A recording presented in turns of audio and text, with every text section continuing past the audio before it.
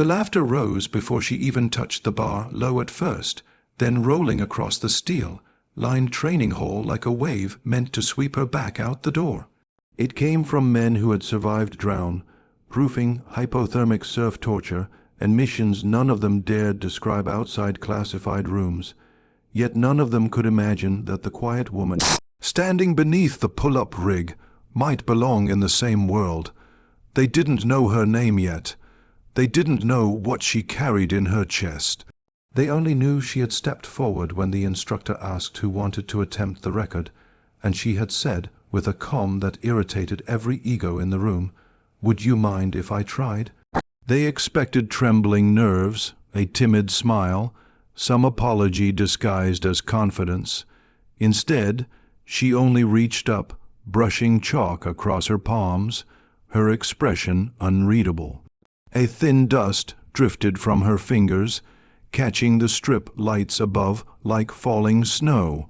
It settled on the concrete at her feet, forming a pale circle around her boots, almost ceremonial, as though she were marking the ground before battle.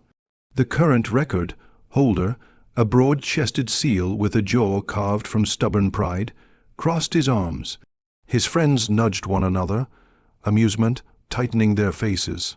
They whispered things she pretended not to hear, things about limits, thresholds, and how even men twice her size had failed to push past the number etched into the whiteboard. 91, a number that had become a legend in the facility, a number spoken with a mixture of smugness and respect. They expected her to fall apart long before she touched 50, but the moment her fingers closed around the bar, something shifted, not in the room, but in the air itself. The joking died, not from respect, but from the uneasy realization that she wasn't hesitating. She wasn't adjusting her grip or looking for last-minute reassurance. She simply began. Her arms drew her upward in perfect form, her body moving like a metronome, powered by willpower rather than muscle alone. One repetition merged into the next with an elegance that made the onlookers frown instead of count. They waited for the falter, the small tremor that signaled a body approaching its edge, but it didn't come. Instead, with each rise, her breath steadied. With each descent, her eyes hardened, reflecting something heavier than competition. By the 35th rep, silence wrapped the room. By the 50th, a few SEALs exchanged uncertain glances. They'd seen determination before. They'd witnessed candidates push beyond lung, tearing limits, but they had never seen someone lift a ghost with every repetition, because that's what she seemed to be doing. Something unspoken, something that threatened to break her if she didn't break this record first. At 60, sweat gathered along her temples, but her expression remained unchanged. Memories flickered behind her eyes, faces, promises, loss, the kind that could turn a human being into something unstoppable. She wasn't chasing a number, she was chasing absolution.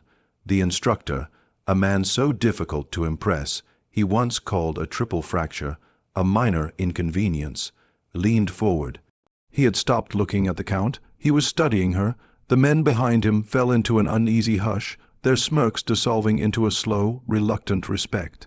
And then she passed 70, controlled, unwavering. A sound rippled through the room, not laughter anymore, but a tightening of breaths.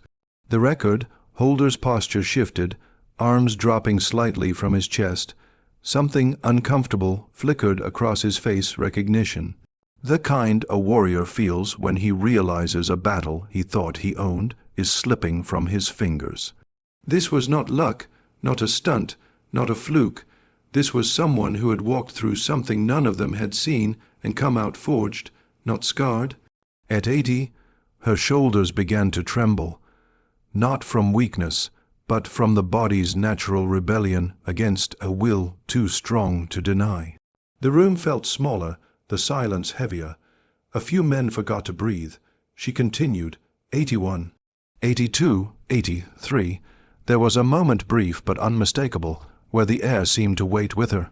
The world outside the walls ceased to exist. The steel bar stopped being metal, and instead became a line drawn in the sand between who she had been and who she needed to become.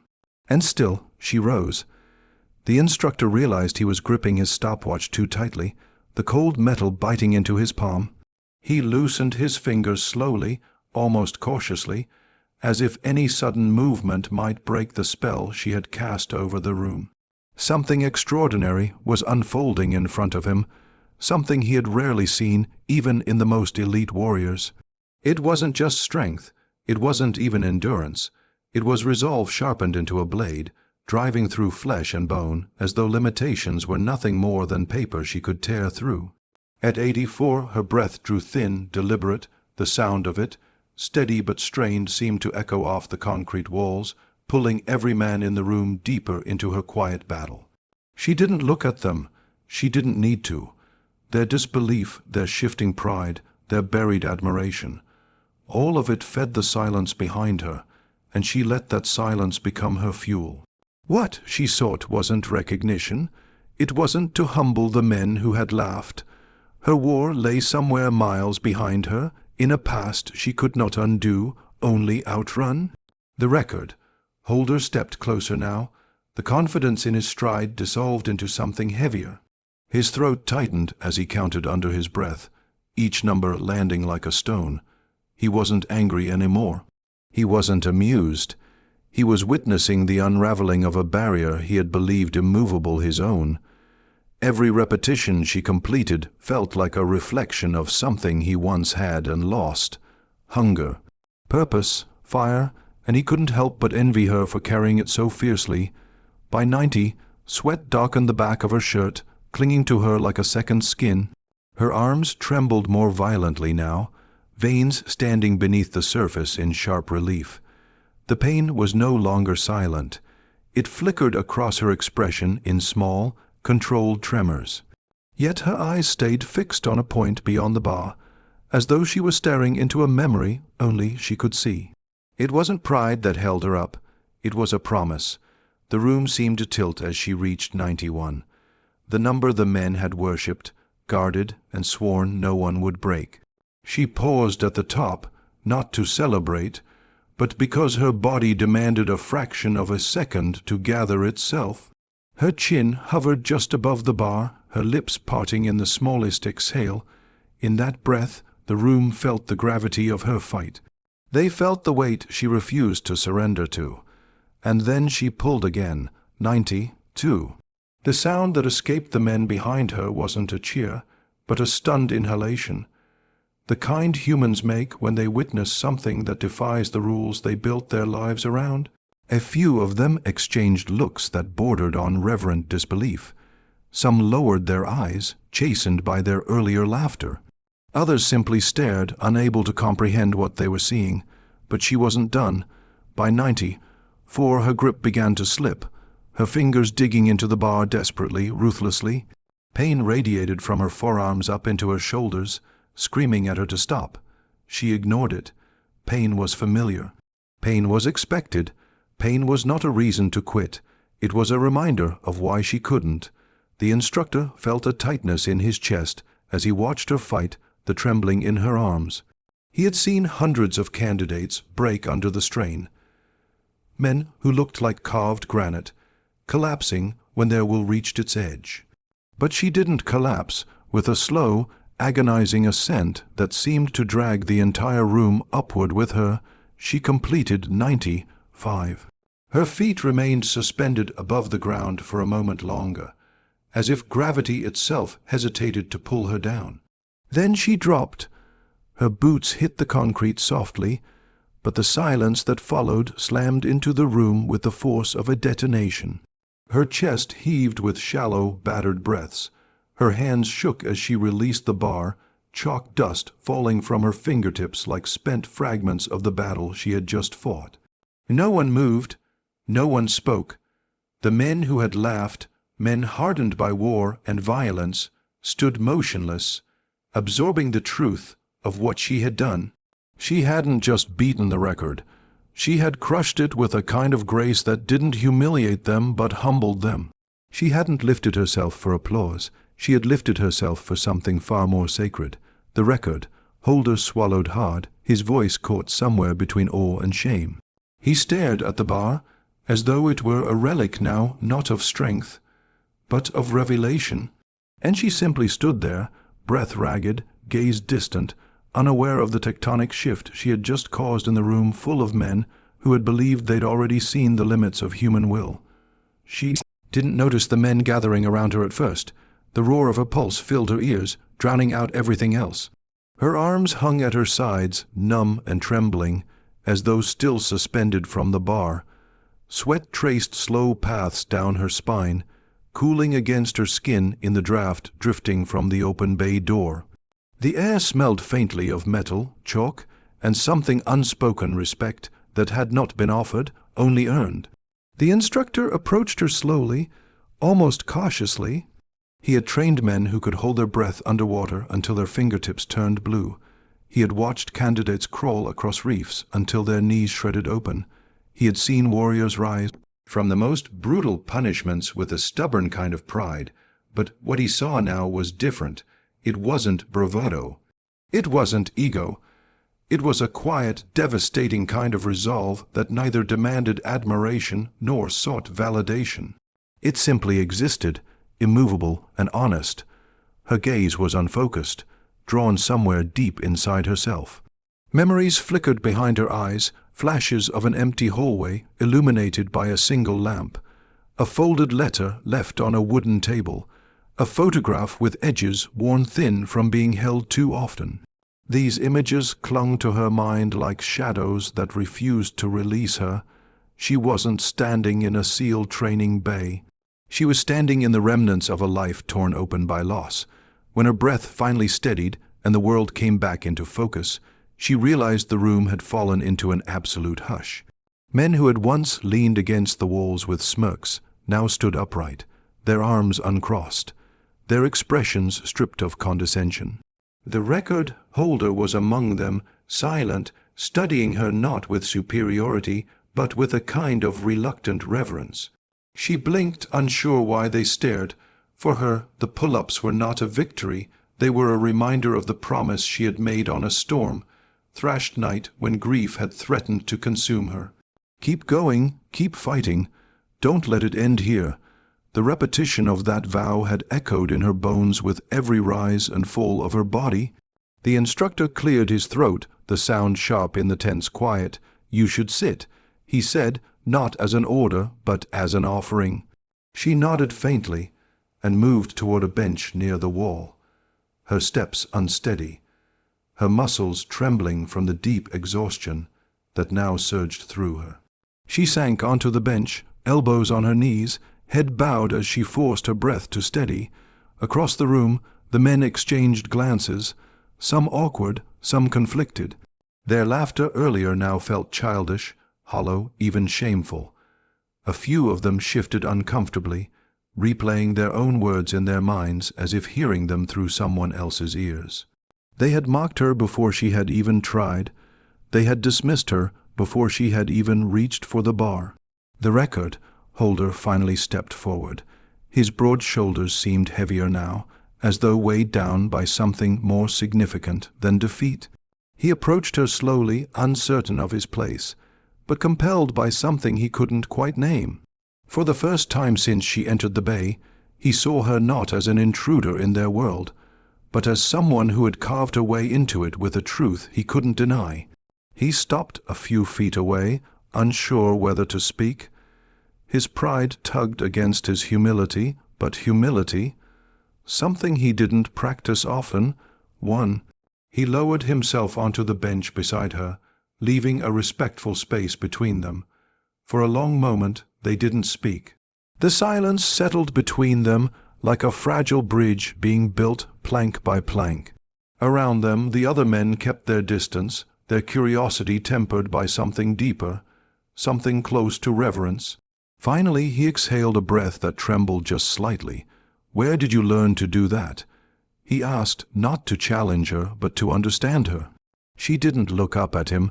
Her fingers intertwined slowly, the knuckles pale from the strain still lingering in them. She was silent long enough that he wondered if she would answer at all. But eventually she drew a breath that seemed to reach back into her past before settling in her chest. It wasn't about learning, she said quietly, her voice frayed at the edges. It was about surviving. Something shifted in his expression. The hardness softened. The competing instincts inside him, competitiveness, defensiveness, pride, fell quiet, replaced by a deeper, more human recognition. He had heard that tone before in the voices of men who had returned from the edge of something that nearly ended them. She lifted her head slightly, gaze distant but steady. You trained to win. You trained to prove something. I trained because I didn't know how else to keep going. The room, though she hadn't spoken loudly, seemed to hear her. The tension, the quiet shame, the stunned awe, all of it sharpened into clarity. The men realized this was not a woman trying to take their place. This was a person trying to reclaim her life. And without knowing it, she had just changed the way every man in that room saw strength. For a long moment, she simply breathed, each inhalation deep and deliberate, each exhalation a slow release of everything she had carried into the room. The men drifted at the edges of the bay like shadows held back by uncertainty. They had seen displays of strength before. They had witnessed raw determination carved into human form. But the quiet resilience in front of them didn't just impress. It unsettled something in them in the best way possible. It reminded them that strength was not built from muscle alone. It was often forged from grief, stitched together by the pieces someone refused to let break. The instructor watched her from across the room, arms folded loosely, his gaze heavy with thought. He saw more than the shattered record. He saw the stillness in her, the way she carried pain like a soldier carries their weapon, never flaunted, never forgotten, always used with purpose. For the first time that day, he questioned why he had doubted her, why all of them had, but she didn't want their pity or apology. She only wanted the silence to settle long enough for her to breathe without feeling like she was standing on the edge of memory. Her muscles pulsed with delayed agony. The tremor in her hands deepened, but her expression remained calm, as if the physical pain was nothing compared to the landscapes she crossed inside her mind. The record holder remained beside her, elbows resting on his knees, eyes fixed on the floor. He didn't speak again, not yet. But his posture had changed. There was no arrogance in the way he leaned forward, no defensive pride lingering in the line of his shoulders. Instead, he seemed stripped down to something raw and honest, a man who had witnessed something that challenged everything he thought he understood. He finally lifted his gaze toward her, studying her profile as though trying to decipher the map of her resilience. "You know," he said softly, "most people stop when they hit the limit. They think the limit is the wall." His jaw tightened. "You broke through it like it wasn't even there." She shook her head gently. "It was there," she murmured. "I just had more behind me than ahead." The room absorbed her words, letting them settle like dust on the floor. The men standing near the racks shifted uncomfortably, not from her strength, but from the realization that they had misjudged her before she had ever shown them a thing. Their earlier laughter now felt like a stain they weren't sure how to wash away. The instructor stepped closer, his boots echoing softly in the cavernous space. He stopped a few feet away, letting the weight of the moment sit between them before speaking. "What you did today," he paused, searching for the right words. "That wasn't about a number, and it wasn't about proving us wrong." She looked up, meeting his eyes for the first time with a steadiness that made him inhale through his nose. Her gaze wasn't triumphant, it wasn't vindictive, it simply carried truth, and he understood then that she wasn't the one who needed to be humbled. They were. He nodded slowly. "You reminded us what grit actually looks like." A faint trembling started in her jaw, not from exhaustion, but from the weight of something heavier: recognition. Not admiration, not validation, just the simple acknowledgement that someone finally understood. She stood then, pushing through the pain that rippled through her arms. The men instinctively stepped back, not out of fear, but out of a newfound respect that rearranged their perception of her entirely. She took a slow breath and exhaled, as if purging the last remnants of doubt from her own body. The record holder rose beside her. "If you ever want to train with us," he said quietly, sincerity anchoring every word, "you'll have a place." She blinked, taken aback. "I didn't come here for that, I know," he replied. "That's why you earned it." The instructor approached her fully now, extending a hand not as a commander, not as a gatekeeper, but as a man offering something rare and genuine. "You ever decide to go further to pursue something more than this, you tell me, because what you have, what you showed today, belongs in places most people never get close to?" She stared at his hand for a moment before shaking it. His grip was firm, respectful, unguarded, a bridge built without condescension. When she finally stepped out of the bay into the open sunlight, her legs trembled slightly beneath her. The breeze touched her face, carrying with it the distant scent of salt water. The world felt wider somehow, not because she had broken a record, but because she had walked into a room full of people ready to doubt her, and left with none of their doubt clinging to her. Behind her, the men watched through the open door. They didn't speak. They didn't return to their routines. They simply stood in a quiet line of respect, witnessing her departure the same way they had witnessed her ascent. Silently, humbled, changed. And as she moved across the courtyard, the pain in her arms sharp and unforgiving, she carried something with her that made the ache worth it. Not pride, not victory, a truth she had reclaimed. She was not done. She had never been done, and now the world knew it too.